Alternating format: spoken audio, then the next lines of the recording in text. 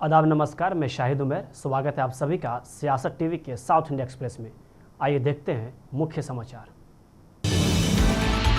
सामाजिक कार्यकर्ताओं और अधिवक्ताओं ने मांग की है कि सेंट्रल क्राइम स्टेशन कांस्टेबल ई प्रमोद कुमार की हत्या और कांस्टेबल के आरोपी हत्यारे रियाज की निजामाबाद में कथित मुठभेड़ की केंद्रीय जांच ब्यूरो यानी सीबीआई की जांच होनी चाहिए। कंसल्ट सिटीजन्स फोरम के बैनर तले कार्यकर्ताओं ने, जिन्होंने 2 हत्याओं पर तथ्य खोज की 19 और 20 अक्टूबर की मध्यरात्रि को कथित उपद्रवी शेख रियाज की मुठभेड़ को निजामाबाद में सक्रिय एक बड़े काउंटर मुद्रा रैकेट को कवर करने के उद्देश्य से हिरासत में हुई मौत बताया। आज बशीराबाग प्रेस क्लब में मीडिया से बात करते हुए सारा महफूज, खालिदा परवीन, मोहम्मद अब्दुल ताज, वकील फिरासत सहित तथ्य खोज समिति के कार्यकर्ताओं ने मामले के विभिन्न पहलुओं के बारे में बात की और निजामाबाद पुलिस के दावों में विसंगतियों की ओर इशारा किया। हम लोग कुछ भी नहीं देखे, वो वहाँ पे बॉडी पड़ा हुआ था और सब लोग भाग गए थे। तो और फिर सीसीटीवी फुटेज के बारे में पूछे, जैसे फिरासत बताए कि कुछ उसमें क्लियर नहीं था।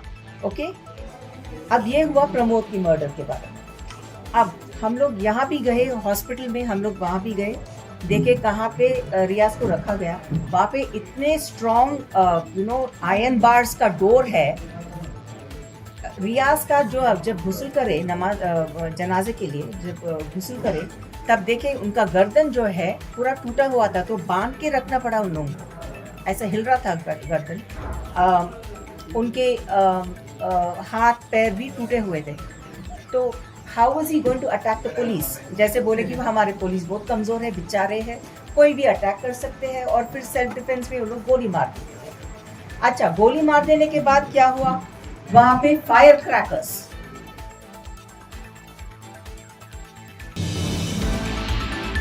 तेलंगाना के मुख्यमंत्री ए रेवंत रेड्डी ने आज बाढ़ प्रभावित वरंगल जिले और हुस्नाबाद विधानसभा क्षेत्र का हवाई सर्वेक्षण किया। एक आधिकारिक विज्ञप्ति के अनुसार मुख्यमंत्री ने जिला कलेक्टरों और वरिष्ठ अधिकारियों को चक्रवात मोन्था के प्रभाव में मूसलाधार बारिश से प्रभावित क्षेत्रों के युद्ध स्तर पर राहत उपाय करने के निर्देश दिए हैं।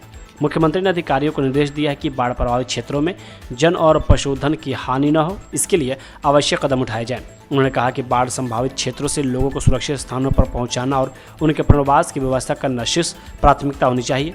मुख्यमंत्री ने चक्रवात प्रभावित जिलों के कलेक्टरों और वरिष्ठ अधिकारियों के साथ वीडियो कॉन्फ्रेंस के माध्यम से बैठक भी की। मुख्यमंत्री को धान और कपास की फसलों को हुए नुकसान के बारे में जानकारी दी गई। प्रारंभिक आकलन के अनुसार पूर्ववर्ती वारंगल और नरगोंडा जिलों तथा हुस्नाबाद विधानसभा क्षेत्र में भी बाढ़ के नुकसान की सूची मिली है। बीआरएस के कार्यकारी अध्यक्ष के.टी. रामाराव ने कांग्रेस सरकार पर तीखा हमला बोलते हुए उस पर गरीबों को लूटने और अमीरों को बचाने का आरोप लगाया। उन्होंने कहा कि सत्तारूढ़ दल ने केवल 2 वर्षों में तेलंगाना को भ्रष्ट कर दिया है और झूठे वादों और विफल शासन के साथ लोगों को धोखा दिया है। आज तेलंगाना भवन में बीआरएस में शामिल किए गए कई एमआईएम नेताओं की एक सभा को संबोधित करते हुए रामाराव ने कहा कि कांग्रेस 1 तोला सोना, महिलाओं के लिए स्कूटर और बुजुर्गों के लिए 4,000 रुपये की पेंशन से लेकर महिलाओं के लिए 25 रुपये के मासिक सहायता तक बड़े बड़े वादे करके सत्ता में आई, लेकिन एक भी वादा पूरा करने में विफल रही। आगे उन्होंने कहा कि वे गरीबों को लूट रहे हैं और अमीरों की रक्षा कर रहे हैं। उन्होंने जुबली हिल्स में मतदाताओं से समझदारी के साथ काम लेने और बीआरएस उम्मीदवार मंगती सुनीता को भारी बहुमत से चुनकर कांग्रेस को दंडित करने का आग्रह किया। उन्होंने जोर देकर कहा कि बीआरएस की जीत एक स्पष्ट संदेश देगी कि लोग पैसे या खोखले वादों से धोखा नहीं खाएंगे। बीआरएस के कार्यकारी अध्यक्ष ने मतदाताओं को लुभाने के लिए कांग्रेस की प्रचार रणनीति का उपहास उड़ाया और कहा कि सत्तारूढ़ दल वोट खरीदने की कोशिश कर रहा है। उन्होंने सुझाव दिया है कि मतदाता पैसा ले लें और 2023 के चुनावों के दौरान कांग्रेस द्वारा उनसे किए गए वादों की शेष राशि की मांग करें।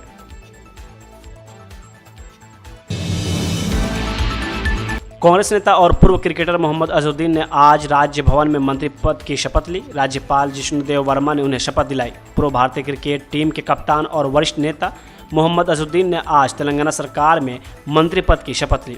शपथ ग्रहण समारोह दोपहर 12:30 बजे राजभवन में हुआ। अजहरुद्दीन के शामिल होने के साथ ही तेलंगाना मंत्रिमंडल के सदस्यों की संख्या अब 15 से बढ़कर 16 हो गई है। मैं बहुत खुश हूँ। एक्चुअली मैं हमारे एआईसीसी टीम और स्पेशली सोनिया मैडम, राहुल जी, प्रियंका जी, खरगे जी, केसी वेणुगोपाल साहब और हमारी मीनाक्षी मैडम और हमारे बहुत चहीते चीफ मिनिस्टर रेड्डी साहब और महेश गौड़ साहब और जितने भी कैबिनेट के लोग हैं, और मैं जहाँ जहाँ से भी इलेक्शन लड़ा था, मुरादाबाद से भी लड़ा था और सवाई माधोपुर से भी लड़ा था, जुबली बेट से भी लड़ा था, उन लोग का जो प्यार और मोहब्बत जो उन लोग ने मुझे सपोर्ट किया है, मैं उनका सबको शुक्रिया अदा करता हूँ और उनकी दुआओं के वजह से मैं यहाँ पे आया हूँ। और बहन भाई मेरे साथ हैं, बहन भाई का भी बहुत शुक्रिया अदा करता हूँ। पहले आप हर बार साथ रहेंगे और इंशाल्लाह, और अनिल भाई भी हैं हमारे साथ और जितने भी लोगों में आज बहुत खुश हूँ कि आज मुझे ये इजाज़ मिला है और मैं इंशाल्लाह मैं मेरी तरफ से पूरा अपलिफ्टमेंट ऑफ डाउन ट्रॉडन और नीचे के तबके में काम करूँगा और दिल ईमानदारी से काम करूँगा। सर, अपोजिशन के क्रिटिसिज्म को कैसा देखते हैं आप? आपके मिनिस्ट्री को लेकर बहुत सारे क्रिटिसिज्म रहा है। देखिए, मैं अभी से क्रिटिसिज्म नहीं फेस कर रहा हूँ। मैं जब से स्टेट खेलना स्टार्ट किया, जब से क्रिटिसिज्म मैं फेस कर रहा हूँ, तो मुझे इतना इसका ज़्यादा फ़र्क नहीं पड़ता। मेरा काम है सामने काम करना है, उन लोगों का काम है क्रिटिसाइज़ करना है, वो क्रिटिसाइज़ करते हैं, उसके बारे में मैं ज़्यादा बोलूँगा नहीं, क्योंकि ज़्यादा बोलूँगा तो उनको ही ज़्यादा और पब्लिसिटी मिलेगी। तो मैं जहाँ पे जो भी लोग बोल रहे हैं, मैं तो यही कहना चाहूँगा कि पहले अपने गिरेबान चाक के देखें, उसके बाद में बात करें। सर, कौन सा मिनिस्ट्री?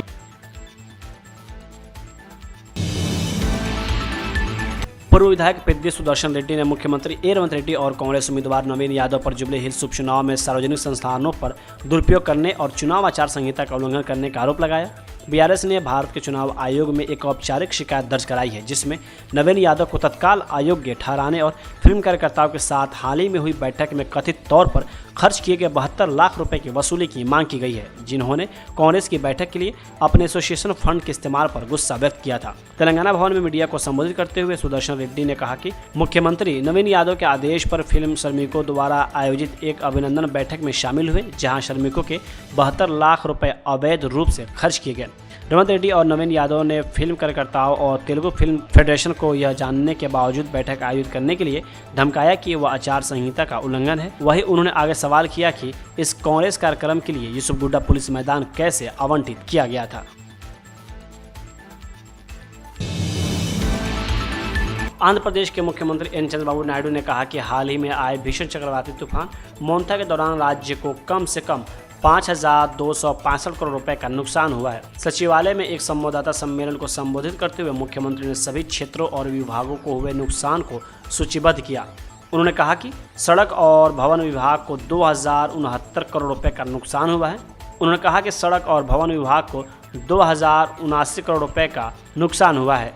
नायडू ने आगे ये भी कहा कि कुल मिलाकर हमारे द्वारा किए गए प्रारंभिक अनुमान के अनुसार 5,265 करोड़ रुपए का नुकसान हुआ है। इसमें कृषि के 829 करोड़ रुपए, बागवानी में 40 करोड़ रुपए, रेशम उत्पादन में 65 लाख रुपए का नुकसान हुआ है। नायडू ने आगे कहा कि नुकसान पर एक रिपोर्ट केंद्र को भेजी जाएगी, साथ ही अन्य होने वाले नुकसान का हिसाब किताब करने के बाद इसे अपडेट किया जाएगा।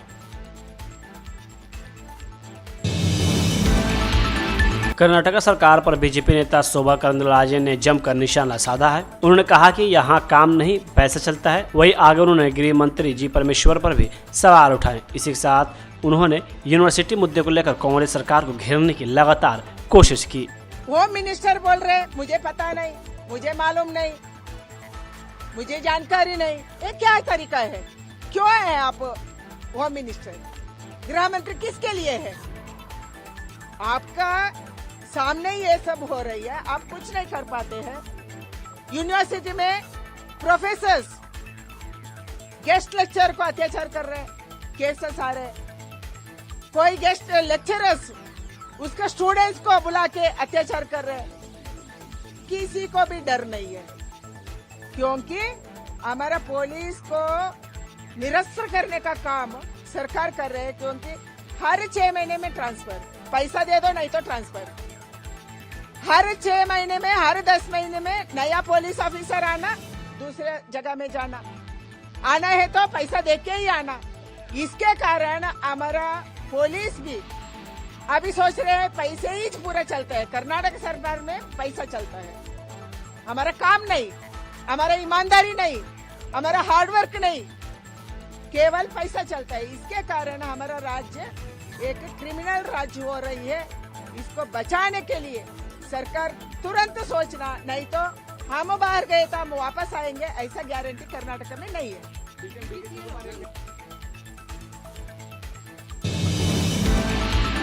आरएसएस पर फिर से प्रतिबंध लगाए जाने के सवाल पर कांग्रेस के राष्ट्रीय अध्यक्ष मल्लिकार्जुन खड़गे ने कहा कि ये मेरे निजी विचार है और मैं खुले तौर पर कहता हूं कि आरएसएस पर प्रतिबंध होना चाहिए। वहीं अगर उन्होंने कहा कि अगर पीएम वल्लभ भाई पटेल द्वारा प्रस्तुत विचारों का सम्मान करते हैं तो यह किया जाना चाहिए। देश में सभी गलतियां और यहाँ सभी कानून और व्यवस्था के मुद्दे भाजपा और आरएसएस के कारण है। अब मेरा वैयक्तिक विचार है और मैं खुल के बोलूँगा, लगाना चाहिए, क्योंकि ये वल्लभ भाई पटेल जो चीज़ें हमारे सामने रखी है, अगर उसको मर्यादा प्रधानमंत्री देते हैं, शाह देते हैं, तो इसको होना चाहिए।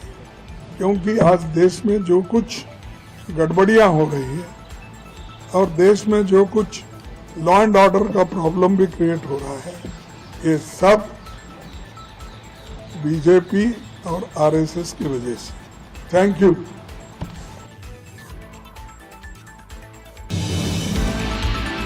कांग्रेस अध्यक्ष मल्लिकार्जुन खड़गे द्वारा आरएसएस पर प्रतिबंध लगाने की वकालत करने पर विहिप के राष्ट्रीय प्रवक्ता विनोद बंसल ने कहा कि अपने कुकर्मों के कारण वे कुछ और सोच ही नहीं सकते। इस उम्र में और इस राजनीतिक स्थिति में आप सिर्फ एक परिवार और मुसलमानों को खुश करने के लिए देश को विभाजित करना चाहते हैं। अपने कुकर्मों के कारण बार बार जो है उनको कुछ और नहीं सूझता। राष्ट्रवाद, राष्ट्रवादी विचारधारा और उसको पल्लवित पोषित करने वाले राष्ट्रीय स्वयंसेवक संघ, उस पर बार बार हमलावर होता है। लेकिन इनको पता है कि इनके कुकर्मों के कारण ही बार बार लगा हुआ बैन माननीय सर्वोच्च न्यायालय ने इनके थप्पड़ के माध्यम से और ठीक किया। लेकिन बार बार समझ में नहीं आता कि इतने बेशर्म लोग हैं। अभी तक पार्टी के छोटे मोटे भैया नेता बोलते थे, अब पार्टी के अध्यक्ष की भी इतनी निकृष्ट बुद्धि हो गई, मुझे तरस आता है। आयु के इस पड़ाव में और राजनीति के इस पोजीशन पर बैठ करके सिर्फ एक परिवार के अपीजमेंट के लिए और सिर्फ एक मुस्लिम अपीजमेंट के लिए देश का बंटवारा करना चाहते हो आप। राष्ट्रीय स्वयंसेवक संघ के बारे में अब भी अगर कोई ये कहता है कि ऐसी है वैसी है, प्रतिबंधित करना चाहिए, तो मुझे लगता है वो अपनी आत्महत्या का प्रयास कर रहा है। मैं खड़गे जी से निवेदन करूंगा, आप मेरे सम्मानीय हैं, वरिष्ठ हैं, कांग्रेस के प्रेसिडेंट हैं। तमिलनाडु में नौकरी के बदले नकदी घोटाले पर डीएमके नेता आरएस भारती ने कहा कि ईडी क्या है, यह सिर्फ राजनीतिक दलों के नेताओं को ब्लैकमेल करने और अपने खेमे में लाने के लिए है। 2G घोटाले का क्या हुआ, केंद्र सरकार ने इतने सालों में क्या किया है, वे इसे साबित नहीं कर सकते। उन्होंने आगे कहा कि बीजेपी सिर्फ झूठे आरोप लगाना चाहते हैं और लोगों का ध्यान भटकाना चाहती है। चूँकि चुनाव करीब है, इसलिए बीजेपी ऐसे गंदे खेल खेल रही है। वहीं आगे उन्होंने ये भी कहा कि हम हिंदी बोलने वाले लोगों के खिलाफ नहीं है, लेकिन हम पर हिंदी थोपने वालों के खिलाफ है। चेन्नई में 30 से 40% लोग दूसरे राज्यों से हैं, लेकिन तमिल और अन्य लोग बराबर होने चाहिए। यदि आप राज्य के किसी भी औद्योगिक क्षेत्र में जाते हैं तो आप यह पता नहीं लगा सकते कि आप तमिलनाडु में है या उत्तर में। हिंदी भाषी लोगों की सीमा ऐसी है। दिल्ली में साल 2020 में हुए दंगों के मामले में आरोपी शर्जील इमाम, उमर खालिद, मीरान हैदर समेत कई लोग जेल में बंद हैं। इनकी जमानत याचिका पर आज सुप्रीम कोर्ट में सुनवाई की गई।